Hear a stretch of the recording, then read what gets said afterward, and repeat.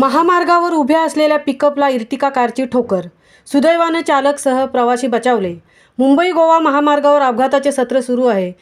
पोलादपूरजवळ असलेल्या चोळाई गावालगत रस्त्याच्या बाजूला सायली ढाबाजवळ उभ्या असलेल्या पिकअपला मागून येणाऱ्या चारचाकी मारुती इर्टिका कारची ठोकर बसली. अपघाताची तीव्रता कमी असल्याने या अपघातात कोणीही जखमी झाले नाहीत. सदरचा अपघात गुरुवारी सकाळी 11 वाजता घडला. मिळालेल्या माहितीनुसार महामार्गावर चोळाईजवळ सिमेंट भरलेली महिंद्रा पिकअप गाडी सायली धाबाजवळ उभी होती. त्याचवेळी मुंबई बाजूकडून खेडकडे जाणारी मारुती सुझुकी कंपनीची इर्टिका कार MH08AX7022 वरील कार चालकाला पुढील गाडी दिसून न आल्याने डुलकीच्या नादात कारची धडक उभ्या असलेल्या वाहनाला बसली. या अपघातात चालकसह इतर सहकारी सुदैवाने बचावले आहेत. या अपघातात कारच्या दर्शनी भागाचे मोठ्या प्रमाणावर नुकसान झाले आहे, तर पिकअप वाहनाचे किरकोळ नुकसान झाले आहे.